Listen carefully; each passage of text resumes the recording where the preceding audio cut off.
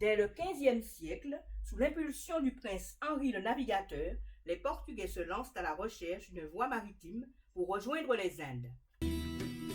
Installés à Sagres, au cap Saint-Vincent, ils s'entourent de savants, de cartographes, de marins. Là, ils financent dans le plus grand secret des expéditions dont le but est d'aller toujours plus loin le long des côtes africaines. C'est pourquoi on le nomme Henri le Navigateur. Henri souhaite découvrir à travers ses recherches des régions riches en or. En explorant la côte ouest de l'Afrique, les Portugais découvrent de nombreuses contrées, jusque-là inconnues des Européens. L'obstination d'Henri le Navigateur porte peu à peu ses fruits. En 1434, le cap Bojador est reconnu, puis c'est le cap Vert en 1445.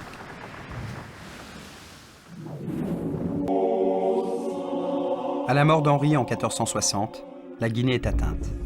Le commerce se développe, des comptoirs sont créés. De nombreux navires sont chargés d'or, d'épices et d'hommes. C'est le début d'un immense trafic d'esclaves.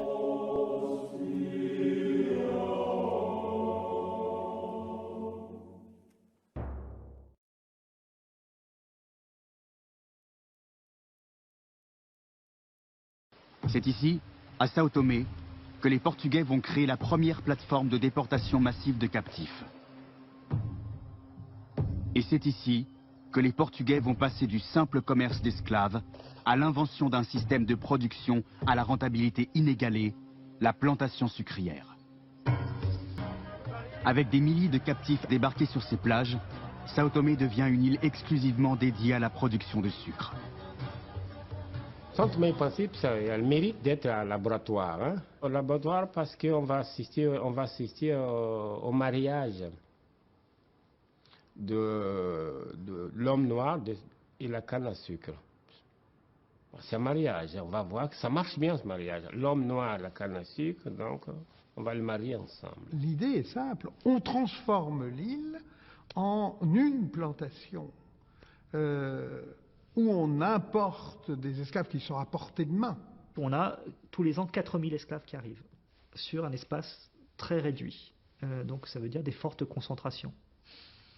Et donc pour la première fois on peut parler d'une colonie noire et une société esclavagiste. Donc on a changé, me semble-t-il, de modèle. C'est un système global. Quand au XVe siècle les marins débarquaient à Sao Tomé, beaucoup regardaient avec curiosité les nouvelles pratiques qui se mettaient en place dans cette île du bout du monde.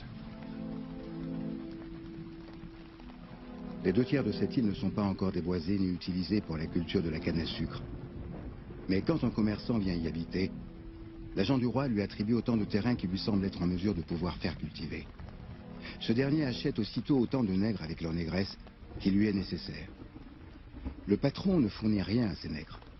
Il n'a pas à se soucier de leur procurer des vêtements, ni de les nourrir, ni de leur faire bâtir des abris, car tout cela, ils le font eux-mêmes.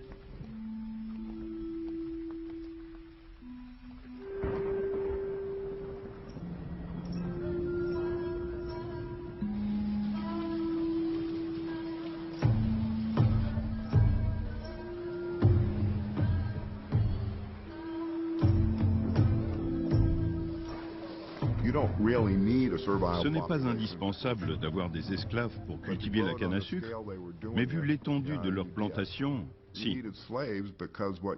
Il fallait des esclaves parce qu'au moment de la récolte, on les faisait travailler 14 heures par jour, jusque tard dans la nuit. Les nuits de pleine lune, on coupait toute la nuit. Bien sûr, avec la fatigue, on risquait plus de se blesser. C'était donc très dangereux et extrêmement dur.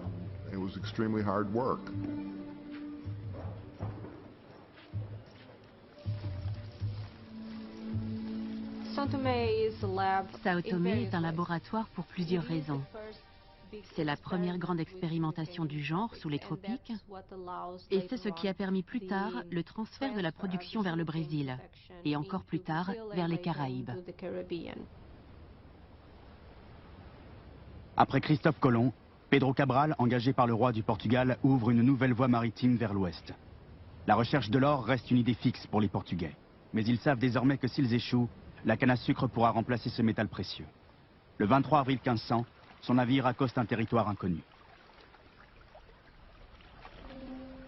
Le départ de Belém, comme vous le savez, sire, nous nous trouvâmes dans les îles des Canaries. Aperçûmes les îles du Cap-Vert. Nous poursuivîmes notre route sur cette mer, droit vers le large. Au 23 avril, à l'heure des vêpres, nous aperçûmes la terre. D'abord un grand mont très élevé et arrondi, au sud duquel se trouvaient d'autres montagnes plus basses. Puis une plaine couverte de grandes forêts. Pedro Cabral vient d'atteindre le Brésil.